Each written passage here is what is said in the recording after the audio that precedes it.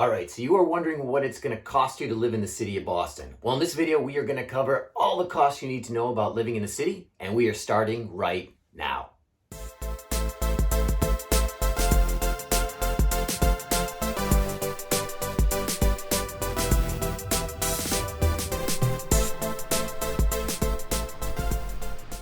Hey guys, my name is Andrew Junas. I am a local realtor here in the Boston metro area. This video is going to cover all the costs you need to know for living in the city, from housing to transportation to healthcare to childcare to arts and entertainment and a whole bunch more. So please stay tuned. All right, so before we get started, I would love you guys to hit that little subscribe button down below and also click that bell so you get notified whenever I do a new video. And there will be at least one new video coming out a week, and it'll be about Boston, the surrounding towns, kind of learning the ins and outs of it. It's the good, the bad, the ugly, a lot of really cool stuff. So please make sure you hit that subscribe button and click that little bell for the notification. All right, so you are thinking about living in Boston, and why not, right? With its unparalleled collection of hospitals and universities and historical sites, and with employers in tech and biotech and financial services, it's really easy to see why Boston is an appealing place to live. Now, of course, all that good stuff doesn't come cheap, as Boston is the 8th most expensive city in the United States. All right, so first off, let's address that 800-pound gorilla in the room, right? The cost of a single family home in Boston. $602,000 is what you'll be spending right now. That's almost triple the national average and 1.5 times what it is throughout all of Massachusetts. All right, so what if you're renting instead of owning, right? Well, in the city, a one-bedroom apartment will run you about $2,600 per month. If you want to bump that up to 3 bedrooms, you have a few extra family and friends that you want to live with, well, then you're looking at over $4,000. Right, so as I film this, it is January of 2021, and we are still in the midst of the pandemic. So what I'm finding is that a lot of landlords are giving tenants breaks on price, either giving them a month free or lowering the overall cost of their rent to get those tenants either in there or staying in there. All right, so you're either renting or you're owning, but either way, you still got to pay utility bills, right?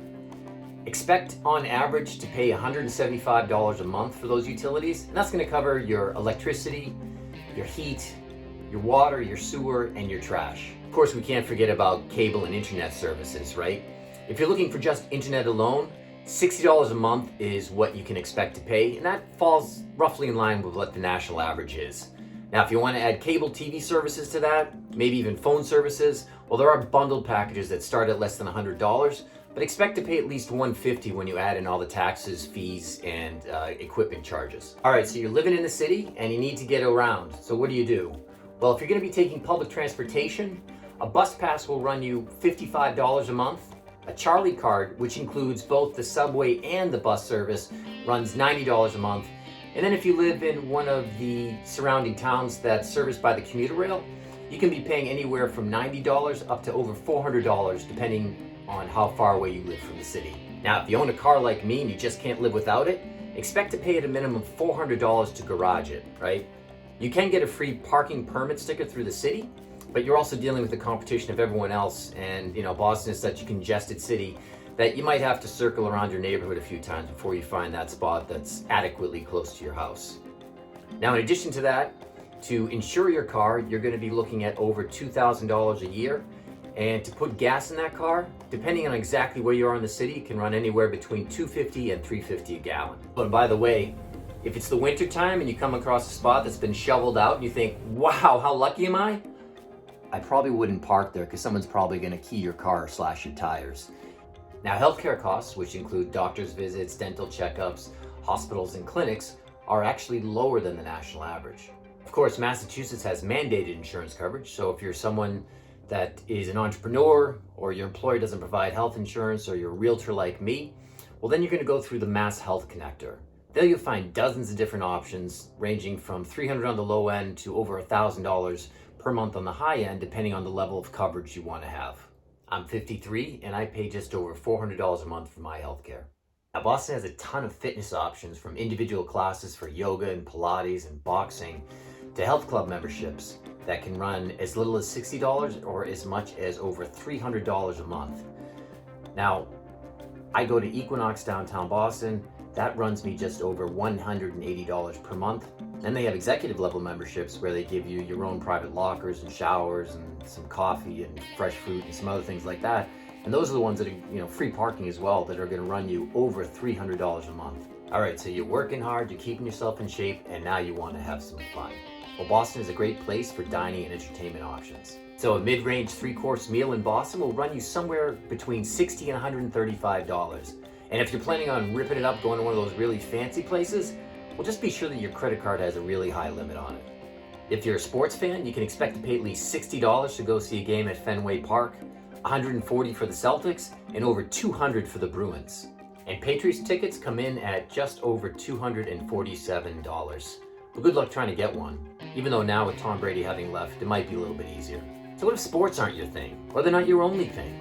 Well, there are a lot of different other entertainment options out there. From the theater, where tickets will run you on the low end $25 to over several $100s depending on the type of play, to the Boston Symphony Orchestra, an average ticket costs you about $100, to the different museums like the Museum of Fine Arts and the Isabella Stewart Garden Museum and the ICA, all have very moderately priced tickets where you can get in sometimes for as low as $10 to $25 per ticket. All right, so if you're planning on staying in, you want to make a good meal for yourself at home, grocery prices are pretty much in line with what the national average is, right? There's a couple Whole Foods and bodegas, some smaller supermarkets within the city, and then as you go to the city limits and outside the city, you have more options with stores like Stop and Shop and Shaw's and the Big Y and Market Basket. And I shop all the time at Market Basket, and that is going to be your most cost-effective option. They generally have the lowest prices of any supermarket chain around. All right, so you're working hard, you're playing hard, you're enjoying the city, but let's not forget that we live in Massachusetts, right? The government is going to want their cut of everything we are doing, and that starts with real estate. So in Suffolk County, which covers Boston and its surrounding territories, an average real estate tax bill is going to run you just over $3,000 a year. In addition, Boston has an income tax of 5.1% and a sales tax of 6.25%. And both of those are flat taxes across the board. Boston also has a capital gains tax. So if you're a wheeler and dealer and you like making a lot of short-term capital gains, you can expect to pay 12% on those earnings. If it's a longer-term gain, well, it gets taxed just like income would at 5.1%. And finally, we have an estate tax. So if you have property that's worth at least $1 million, you can expect to pay about 0.8% estate taxes, all the way up to 16% if your estate is worth at least $10 million. All right, let's take a quick look at a Boston map so you get an idea of how the whole metro area breaks down. All right, so here is the Boston metro area with the city itself shaded in. Pretty much anywhere in this map will be no more than about 20 minutes to get to from Boston, without traffic, of course. And as you transition to the second map, we can see the highlights for the different Boston neighborhoods. And finally, I really like this map for showing some of the different attractions like the colleges and universities, the museums, the clubs, the monuments, and the exhibition centers. All right, so if you are thinking about moving to the city, like I said, I am a local realtor right here in the Boston metro area, and I love hearing from people and help them find that ideal place to live. So I hope this was helpful. Please comment down below, and please hit that subscribe button. Click the little bell to get notified, as I will be doing a lot more videos about Boston and the surrounding areas. So until the next time, guys, thanks again for watching, and take care.